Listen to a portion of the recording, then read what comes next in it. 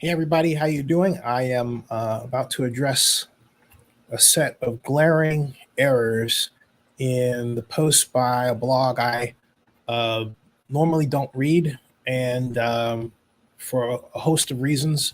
But I'm putting that aside because it's really vitally important that in the conversation regarding Howard Terminal, particularly as we approach the lawsuit phase, that their information is put out there is corrected and right. And I'm going back to the old-fashioned job that bloggers used to do of correcting each other.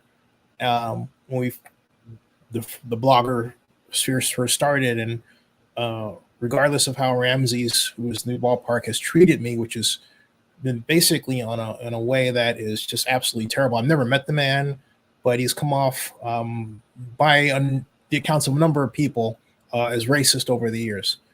I don't want to take up time talking about that. It's unfortunate to say the least, but it's gone on for roughly a generation, and so I have just simply taken to ignoring what he puts out. But save for getting his email, which I grandfathered in, and in this instance, regardless of how I might personally feel about how he's treated me, the fact of the matter is he is one of a handful of people and one of a handful of bloggers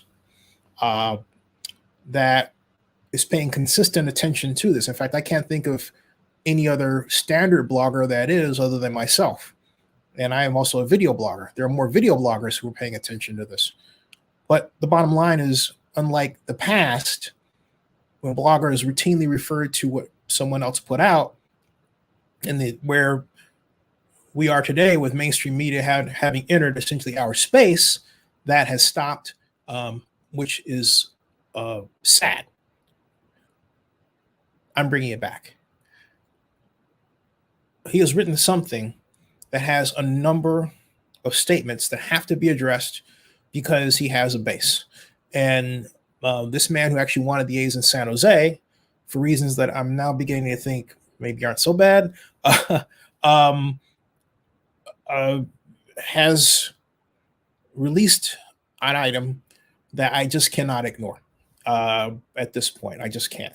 So here we go. And I also, for good measure, checked in with Mike Jacob, who is the lawyer for the Pacific Maritime Association. And he gave me feedback on this just to correct what I knew was already wrong. All right. And so what I'm doing right now is I'm putting the finishing touches on disseminating this out to Twitter so that it can be seen whenever someone has the opportunity to look at it on their in accordance with their own schedule, and then discussed. So not just on Twitter, though. I'm putting this out also on every social media that is normally used, including Facebook, for example. Under the hashtag Howard Terminal, under the hashtag Oakland, under the hashtag MLB, under the hashtag Sports BIZ, Sports Biz, because this is a sports business issue, right? And I am also tagging Dave Cavell in all this, okay, and sending it off. Okay, now that's done. It's on Twitter. Now I'm also putting it on a Happy Sunday to you. I hope you had the opportunity to go to church, or at least hear your favorite pastor. And I'm putting this on Facebook in my thread, but then also going to put it on a thread of an Oakland. So first of all, save Oakland sports. Okay. And then I'm putting it on, and I take that back, the comment back about it, A's being in San Jose. I still think it's a bad idea. The A's in Oakland. I only said that on the fit of pick. But at any rate, I'm putting in this also on Oakland A-listers here. And now it's on Oakland A-listers. Okay. And I'm putting this on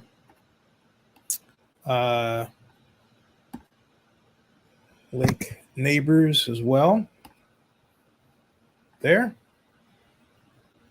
Okay, so it's on Lake Neighbors. And I'm making absolutely certain that this is also becoming a post on not just Oakland News Now blog.com, but also my other blogs, or actually the other blogs that are now owned by my company, of which I own 68% of, Zenny62 Media.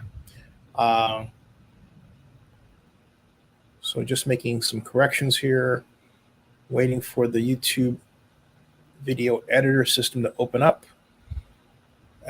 so I can make these adjustments. And then I will commence with sharing with you the problems that Ramses wrote and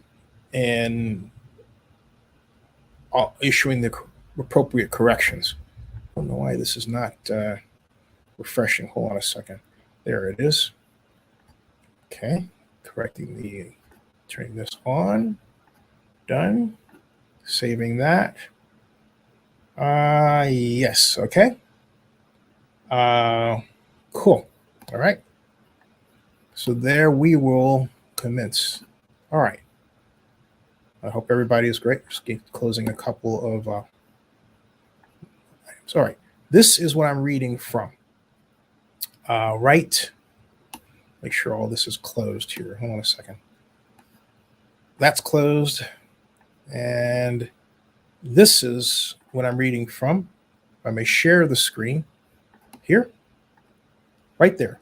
I took his email and I took the text and pasted it into this open office document so that it can be read easier.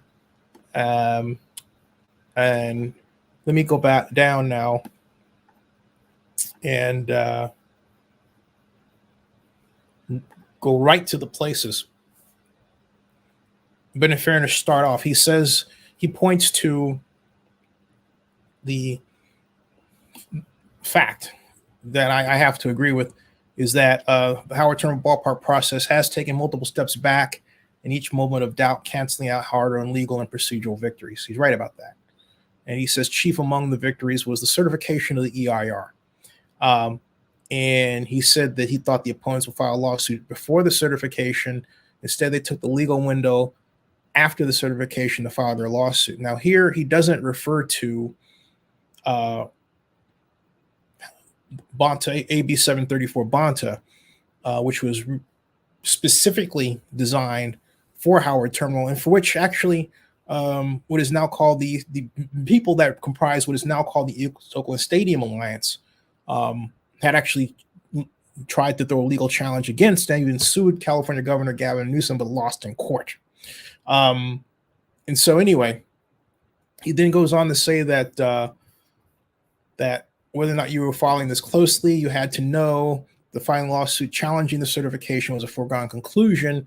Legislation backed by the A's allows for such challenges, and this is the Bonta Act, to be wrapped up in $270 days instead of dragging out the process for years. 270 days is 9 months. And he says what is not a foregone conclusion is how all this will play out. And then he points to the legal battle that was surrounding Steve Ballmer's attempts to build his stadium in Inglewood next to the Rams SoFi Stadium. And he points to a buyout. And he says the buyout scenario is impossible in Oakland. Well, but then he goes down and states something that is completely wrong. In this paragraph, he says, EOSA, which is the East Oakland Stadium Alliance, is looking for $12 billion in this legal pursuit. A curious number because the economic impact of Howard Terminal is also supposed to be $12 billion. Folks, both of those are wrong. First of all, Mike Jacob, who's a friend of mine, even though we've been on opposite sides of this, but hey, that's life. But it's my duty to report what he comes to with and what the A's come with and everything else. But I digress. Mike said to me, I have no idea what that means. It's a $12 million project. Maybe he misspoke. And I wrote back, he used it in his newsletter, so that's wrong. Okay. And I shared it. And I wrote here, he's also wrong about the $12 billion being an economic impact when it's the build out of the project. And Mike says, I'm not sure what he is saying. I guess I'll read this later for real. I'm not sure what he's saying. And also, he made another comment, which I'll get to in a second. So first of all, folks, the $12 billion that he quotes here, that's the build out of the project. That is total build out. Okay. And if you want evidence from this, all you have to do, folks, is just go right now to your favorite search engine, type $12 billion, Howard Terminal, Dave Cobble, and you will see example after example after example after example after example. I don't have to show you here. You can try it yourself, of where the project is listed as a $12 billion project. And I remember the very day I found out it was a $12 billion project, and that was when they first released what was called the term sheet. Remember that day? That was actually now way back in the middle of the pandemic. And when he released the first term sheet, and he quoted $12 billion for a project that's supposed to be in a redevelopment area. In other words, a tax increment financing collection area. That's the Howard Terminal area. That's the 55 acres. But what Dave didn't do was say, okay, our total assessed value will be 12 billion when build out is complete. Here is the total tax increment financing revenue from that build out, which is $9 billion. Okay. $9 billion.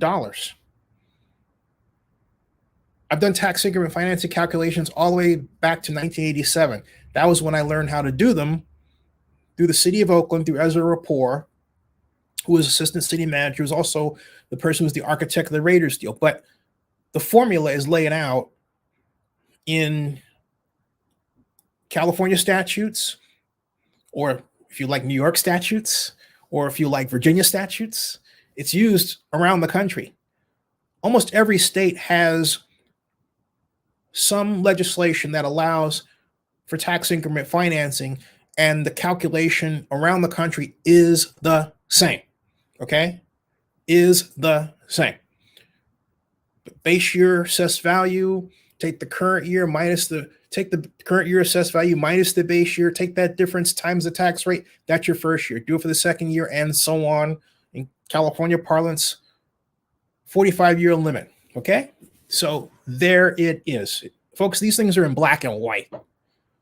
So for Ramses to have paid attention, I guess, to the project for this long and not known that is concerning. But I have to note his idea that this is a $12 billion economic impact is wrong. If you want to know what the economic impact is, all you have to do is go to rootedinoakland.com, and it will tell you that the economic impact is actually, the base economic impact is roughly 7.35 billion. All right.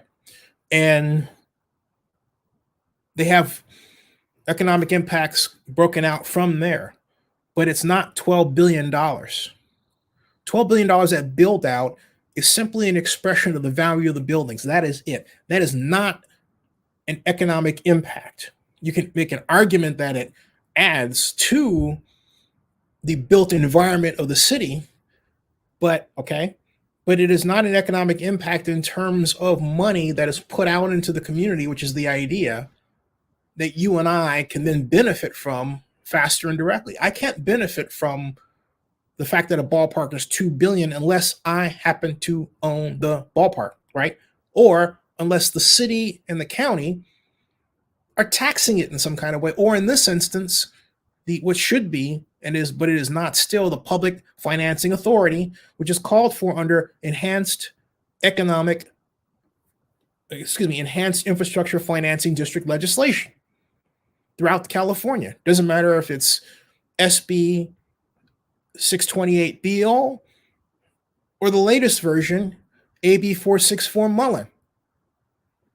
All these versions, okay? It doesn't matter. So let me go back to the piece here before I get too caught up in that. Then he goes on to say that he says, obviously, the two don't cancel each other out in the modern world in terms of overinflated economic impact claims. So, but look, since he's wrong about the build out, obviously that's wrong too. He says the city of the port, as governmental agencies, keep trying to mediate the situation and convince the industrial entities there's room for both a working port and a redevelopment along the waterfront that may or may not be a losing battle as the two sides prepare for entrenched warfare over the next 9 months or more. And then he said something about a YouTube post regarding Brody Brazil, so I'll skip over that. And I'll go right down to some other comments. He says already core exports from Utah were nixed. And he's referring to the Oakland bulk and oversized terminal, which could come back. And he says the port was bypassed during much of 2020, which made more financial sense to go offshore. Okay. So, and he goes on to make a statement regarding the port getting scaled back further over time. And there says too much port talk. There will be more over the coming months if you want to read that.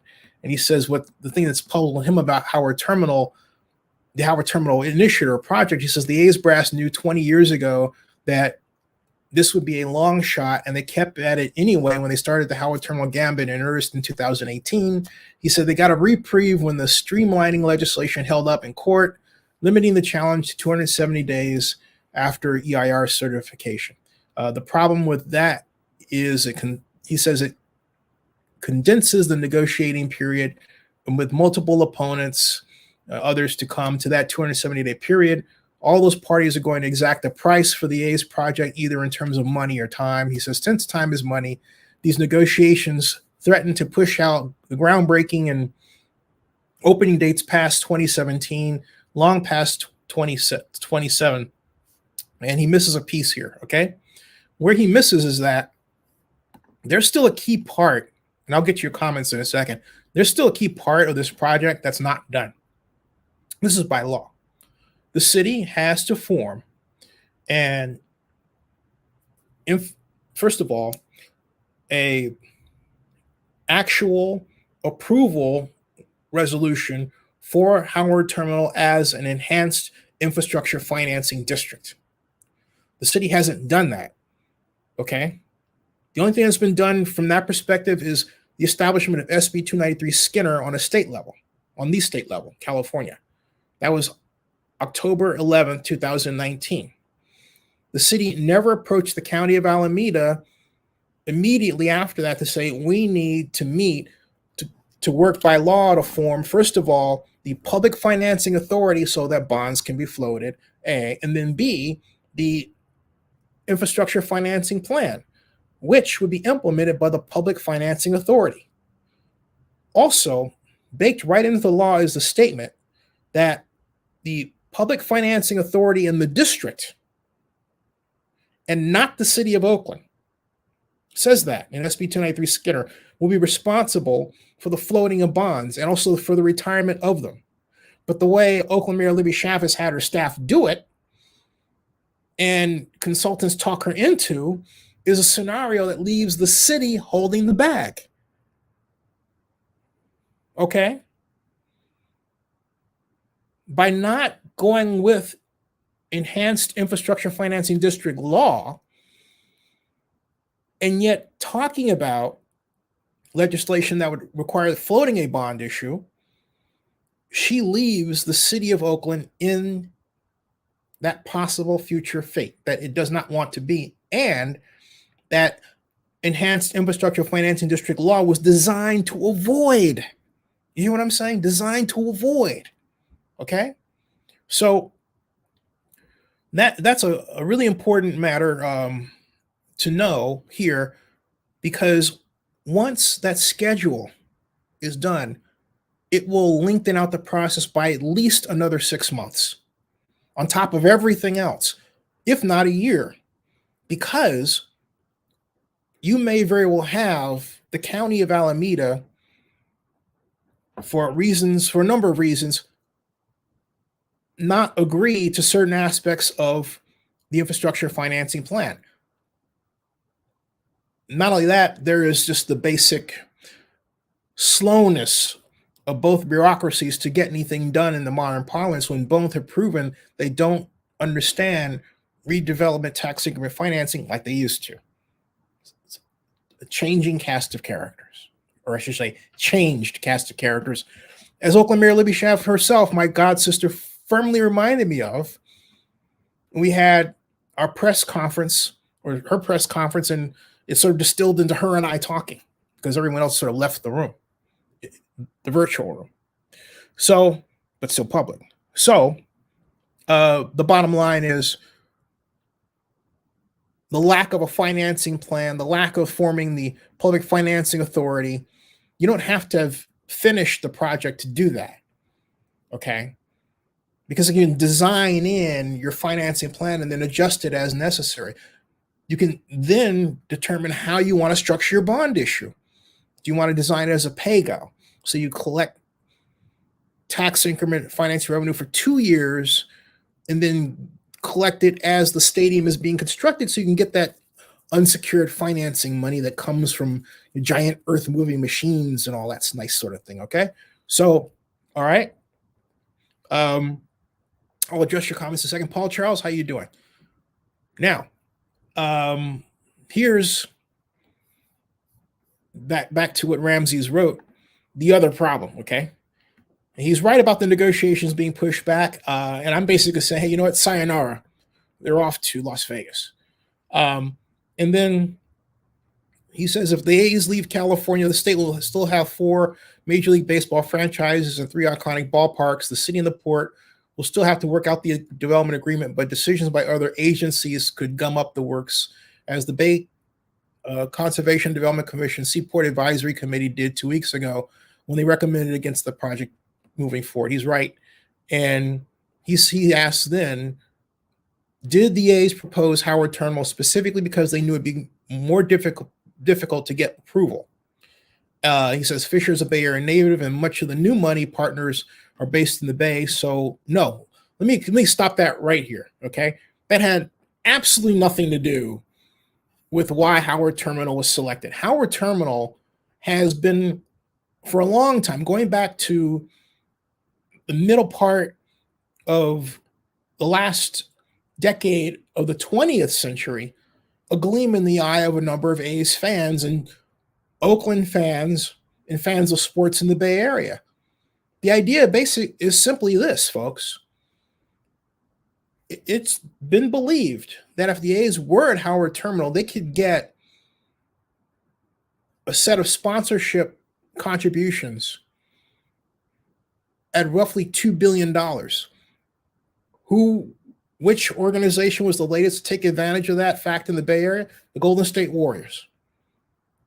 The San Francisco Giants couldn't stop raking in the money from sponsorships, which were needed to solve an $18 million private debt that they incurred to build their mostly privately financed, but really has got about roughly a 20% public involvement, beautiful ballpark there right off McCovey Cove. You know what I'm talking about. And so the success of that ballpark altered the face of development and thinking in the Bay Area, and it pointed right to the A's. And so for years, people had said, okay, next. And that's really where the idea of developing Howard Terminal started. If you ever go to the Alameda Naval Air Station grounds, where Alan Michon's great auction is held on, well, today, Sunday, right? Hey, Alan, okay? And you just look down the channel there toward Howard Terminal, you'll see what I'm talking about, where you see those cranes. And imagine the stadium right there, okay? Imagine it. It would be a complete game changer for Oakland. The original design that Bjarke Ingels came up with, wow. Tell me who wasn't excited about that. Well, someone wasn't because they wound up, watering it down, didn't they? I loved it. And I would joke with Dave Caval and say, you can go and basically thumb your nose at the Giants, really, and they can see you. That's where it came from. Just the pure primal desire of having sort of a I've got it too stadium. But one that because they have it too, they can enjoy the same level of sponsorship. Now, there's some like Joe Lacob who claim that Oakland can gain the same level of sponsorships at the Coliseum. I think that is sort of true, but it depends on the level of development. For example, if you're going to build a Coliseum city of the type that was originally proposed with 3 stadiums and residential, basically a new city within a city and a new platform to raise it up and then also raise up the entire East Oakland area because of sea level rise, yeah, then you could do it. But just building a stadium there, no, not at all. Not at all.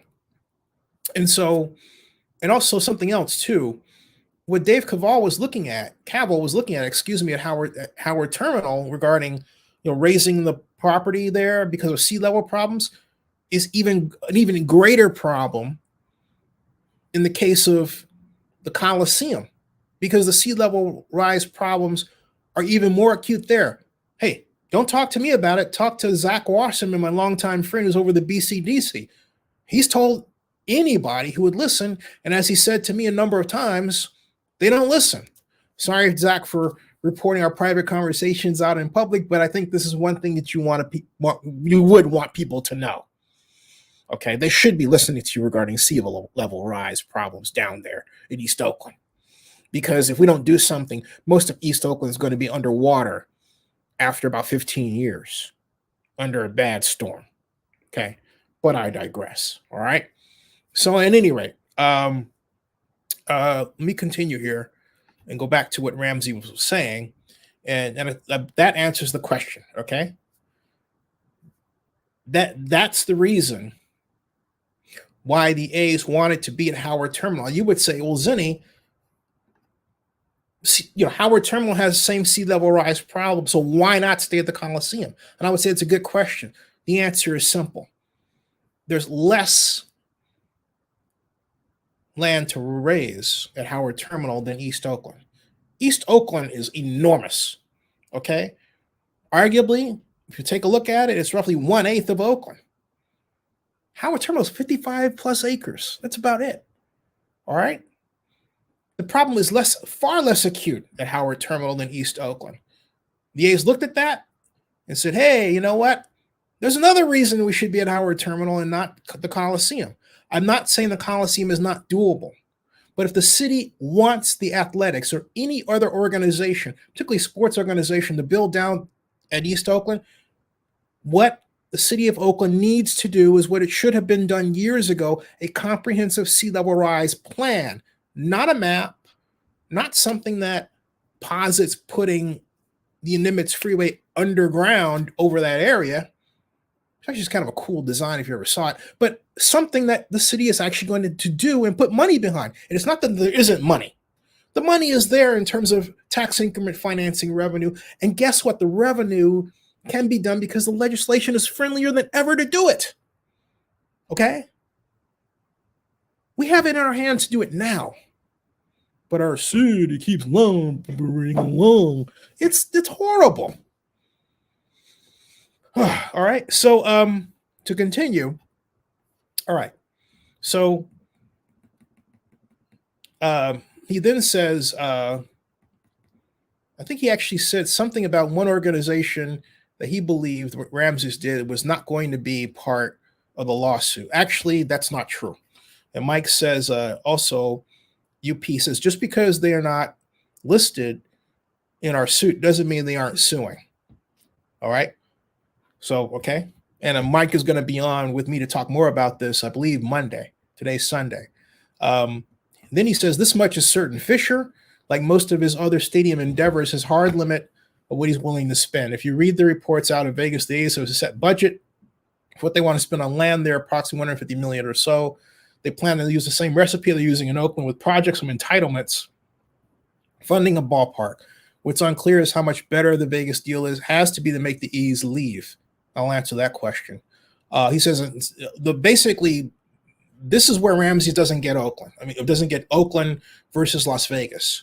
You can do a project like Howard Terminal in a year to 2 years faster time because you don't have the environmental impact slowdowns and the community involvement slowdown.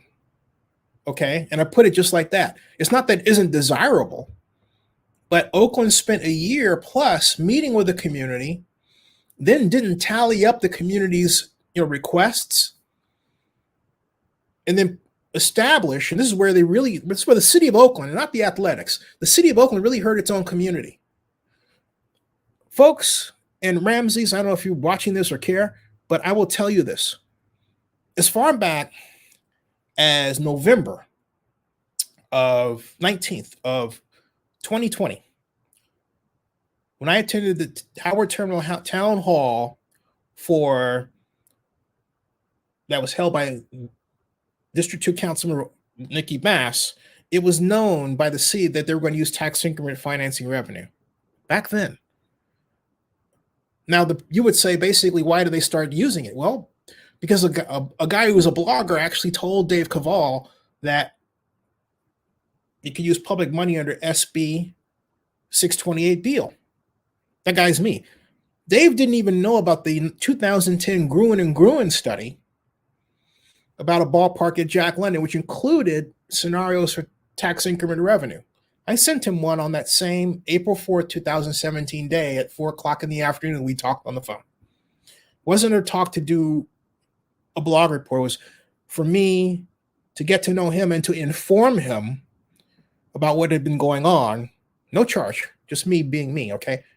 About what had been going on down there with respect to a ballpark at Howard Terminal, a history that extends all the way back to John Russo's finance report in 2000. That was done by HOK, all right? So that was the idea. That's where all of this came from with respect to tax increment financing. It came from the guy you're looking at. And Dave will confirm that. Because I told him during that phone call, I said, you're going to need tax increment financing to do at least $85 million worth of affordable housing at Jack London Square. That was the idea from the jump. Because you don't ask a billionaire, heck, you don't even ask a millionaire, you don't ask a trillionaire, you don't ask anybody to just pay for the construction of housing that will not produce enough revenue from its rents to pay for itself. That's why we've had for decades subsidies from tax increment financing revenue. That's why we had at the last year, 2011, of redevelopment in Oakland, an affordable housing budget of $111 million for that year alone. It was increasing steadily. And then Jerry cut it off. Imagine where it would be today if Jerry Brown had not killed redevelopment, and we would not have anywhere near the homeless problem we have today. You hear me? All right. And so magically and unfortunately, in comes all the development, as you know, at market rate dwellings, including Jerry Brown's 10K project, which I did work on from in 1999 to 2000, really 1999, because then I was put on the Super Bowl project by Robert Bob, but I did host a design charrette for Jerry Brown so that the Oakland Real Estate and Development Committee would know what was expected of them and what was available in terms of lands in the downtown area. I have a long history with all of this, whether Ramsey's likes it or not. So the fact of the matter is that where we are regarding the Oakland development situation is that when I'm talking about It's easier to do in Las Vegas. You can do it faster. And that should answer Ramsey's question about what's unclear is how much better the Vegas deal is. It's already better. But where the snag is and what they're working on is how to figure out how to get the A's the level of public funding they're requesting. That's what's going on. Okay. I know who's working on it. I'm not going to say. I'm going to leave that part out of it. But I know what's going on, where they're at. The crisis the A's face right now is several-fold, but they all have to do with affordable housing. Why? Because it's harder to get a private placement bond issue because right now, the private placement bond issues are all going toward building affordable housing. We have a terribly acute problem in this country, folks. Notice how many times I use the word acute? It's a big problem. And so it's also impacting how the legislature thinks about getting public money to the A's facility. All right? That's what's going on. But the good news is that you have a thirst and a hunger and a desire to continue this process of remaking Las Vegas into this large-scale sports town. Las Vegas gets that all these structures are basically gigantic studios for television. And Las Vegas loves attention. Why? Because there is a direct correlation between television exposure, the kind of television exposure that professional sports gives to Las Vegas, and tourism dollars. That's written in a number of scholarly papers that I've even pointed to recently, okay? So what better way to take advantage of that than sports? It would be cool if Oakland looked at things like that, wouldn't it? But that's what's driving it. So I'm saying that it would not surprise me for them to square that public financing circle, if you will, sooner rather than later, because they haven't used tax increment financing there. The original version of the Raiders legislation, SB1, included tax increment revenue, but it was taken out.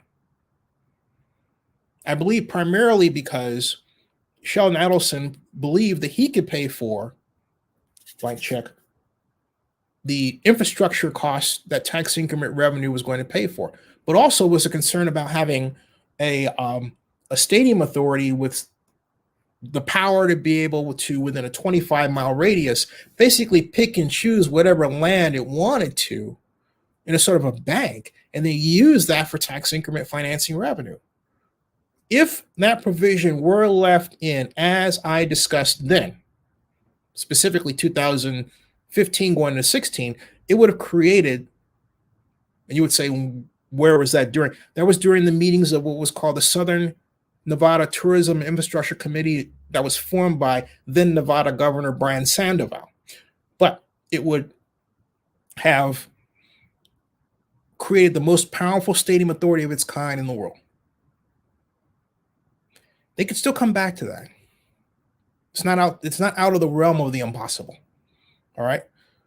Let me go back to what Ramsey's wrote and then close out and get your comments. Okay. Get to your comments rather. Because I'm almost done. And he says that the Raiders declared their move to Vegas before opening day 2017. The city of Oakland, its infinite wisdom, took the Raiders and the NFL to court again. They lost again. They're taking the current challenge all the way to the Supreme Court, hoping that the conservatively tilted court will rule in their favor. Don't worry, though, the lawsuit was taken on contingency, so it isn't costing the city anything. Yeah, that's right. That's getting into the other reads that Ray Bobbitt was involved in, but it is also hampering Ray's ability to do anything with the NFL because he was the person who financed that lawsuit. Anyway, okay, so there you go. And he says not as sad as people who reside in the East. Well, he says, what does he say? He finishes by saying, if Oakland's fate is to lose all of its major sports franchises, it's because it couldn't see the opportunities for what they were, matters of timing and luck. And if that happens, I will be immeasurably sad. Not as sad as people who reside in the East Bay, but sad nonetheless because Oakland had something good in its grasp and is choosing to throw it away. Ramsey's, you are right on right there. I could not disagree with you on that. So now let me get you your comments. And where I'll go back up here and I'll present them in the screen one by one. Raider for Life says, I'm from Los Angeles and never stopped 1 second being a Raider fan since they left back to Oakland at 41 years old. They were here from LA from the time I was 2 till 15 years old. He says, Zenny, I would love to see you on with Doc's Raider Nation YouTuber with the Violator. The Violator! You're an OG from Oakland and people don't really respect your knowledge or how intelligent you are. Thanks. Thank you. He says, my wife has a BS in business management and she minors as an accountant, about to pick up her certificate. Hey, congratulations to her. And hey, man, the missus, make your wife happy. That's all I say, you know. He says, let me help you get blown up, Zenny, not just in Raider Nation. Let me help you connect you becoming one of the highest subscribers on YouTube. I would like that. Sure. Thank you. Paul Charles, Zenny, how are you? Glad to see you back. Sir, I'm fantastic. Great to see your words. Great to see your name. He says, I've been off for a while. What is happening with Howard Terminal going? Well, I think I just discussed that one there. Hope that helped. He says, hey, Zenny, I was wondering if the A's are still staying in Oakland or are they going to Vegas? I was wondering if you know. And I think I hope I lay it out what the course of that is. And I'm trying to get that smoking gun of evidence. I know something's going on there. I just try and look in the right area to get you better information. Then he says, Zenny, I was wondering if you get a chance to check out the new Clippers arena built by SoFi Stadium. Yeah, that's going to be smoldering hot, isn't it? Says, and I have to say one thing about that, though. Public financing for sports facilities is a good thing. It keeps ticket prices low, okay? And you would say, wait a minute, the Raider prices are sky high. That's brokers, okay? That's brokers. Brokers are driving that up. That happens. That's the internet. But the simple fact of the matter is that the baseline and even the cost to acquire the use of a suite is less because of the involvement of public funding. Also, with public financing, the government can dictate such things as women and minority hiring and the use of union labor so that people are paid what they're actually worth. There's a lot of good that comes out of public financing. And I contend that this rush to build everything privately by billionaires without any involvement of government is one factor why we have so many homeless people around the country. Take a look at it. Okay. So Zenny, I'm a Rams fan, but it's nice to see that your Raiders are making moves. Yeah, they are. He says, I want to thank you for all the info you've given us on your channel. Thank you so much. Kenny Mack says the A's will ultimately end up in Vegas. And Kenny, I do agree with you. And I do think, frankly speaking, with the way the city of Oakland has structured itself at this point, it's a better future. I do love Las Vegas. I may not like the Raiders deal. I don't. But I like the fact the Raiders are in a better space. They own the revenue stream from Allegiant Stadium. And they're worth a lot more than they would have been under what was proposed in Oakland, but still could have been done in the Oakland context, okay? Hector Ferreira says, I hate to say this, but the A's will get moved to Las Vegas and have to change their stadium design to have a retractable roof. I agree. Look at my friend Ben Garcia's design, by the way. I've had him on here. He says, Oakland has had so many chances and too many excuses as to why nothing ever gets done to keep their team. And I agree with you. All right, folks. It's 2:09 on Sunday. I hope you had a chance to go to church, or if you don't go to church, get your worship out of the way and enjoy the day. Subscribe to Zenny62 and bookmark oaklandnewsnow.com. That ends this broadcast.